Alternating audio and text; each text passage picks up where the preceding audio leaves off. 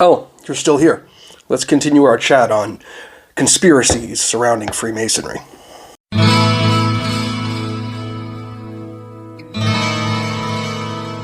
This next conspiracy was so prevalent that it actually caused the formation of the third party in the American political system. Of course, I am talking about the Morgan Affair and what happened in upstate New York to a gentleman named William Morgan.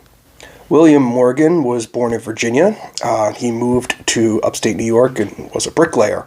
He also claimed to be a captain in the War of 1812, although there are no records showing a captain named William Morgan. There are William Morgans on record, none of them holding that rank, though.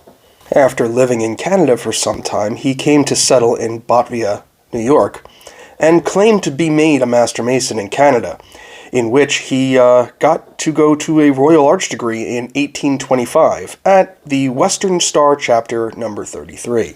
But soon, Masons in the area started to doubt his credentials. I mean, even back then we had dues cards, and he couldn't produce anything. So he started getting rejected from going to certain lodges and sitting in lodges. This made him irritable. So irritable, in fact, that he approached one David Cade Miller and said that, I'm going to write a book and I'm going to expose all the secrets of Freemasonry. And Miller jumped at the chance. He, along with Morgan and John Davis, who was Morgan's landlord, and Russell Dyer, went together into a pienial loan together for $500,000 to have this book published. A string of unfortunate events happened. There was a attempted arson to Miller's print shop, and in September of 1826, Morgan was arrested for apparently stealing a shirt and tie, and also for a non-payment of a loan. Miller heard about this arrest and went and paid for Morgan's bail, in which he was then rearrested for non-payment of a $2 drinking tab. It is then said that a group of men, undescribed, got together and convinced Morgan's wife, who was 20 years his junior, to pay for his bail. The two of them waited for a carriage, which arrived, and then wasn't seen until 2 days later up in Fort Niagara.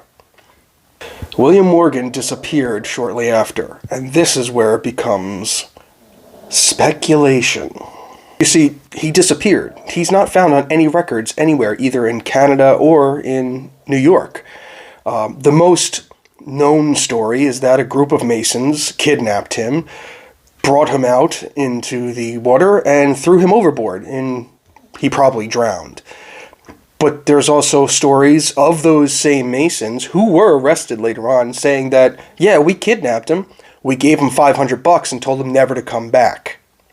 One gentleman by the name of Henry L. Valance in 1848 apparently confessed on his deathbed that he was part of this notorious scheme. Earlier, in 1827, there was a dead body that was found washed up on the shores of Lake Ontario.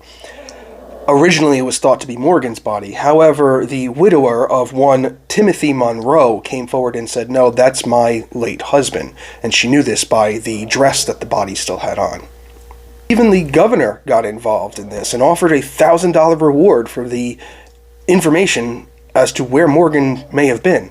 That governor was DeWitt Clinton, a Mason, because even he wanted to know what the hell's going on in my state. And though there was no evidence to produce either for or against the murder of William Morgan, Eli Bruce, the Niagara County Sheriff at the time, was removed from office and tried for conspiracy. And also Lawton Lawson, Nicholas Chesbro, Edward Sawyer were all convicted of kidnapping. Eventually, Miller published the book by William Morgan. And he even said that Morgan wasn't kidnapped, he was carried away and he assumed a new identity in Albany, Canada. But there's also stories of him being down in the Cayman Islands and being hanged as a pirate. All of these stories and the general anti-Masonic sentiment in the country at the time caught the attention of one Thurlow Weed, who used all of this, mixed with the opposition to Andrew Jackson, a known Freemason, to form the first third American political party, the Anti-Masonic Party. That party lasted about 3 to 4 years and was eventually absorbed into the Whig Party. The last two events to this conspiracy come in 1881 and 1882. In 1881, a box was found in Pembroke, New York, with the initials WM on it, and a scrap of paper that was barely legible. This box was supposedly the last remnants of William Morgan. However, skeptics often state that this was really intentional and way too coincidental, because the next year, in September 13th of 1882, the National Christian Association decided to erect a monument to William Morgan. They erected it over the spot where Timothy Monroe was buried, in the Botvius Cemetery.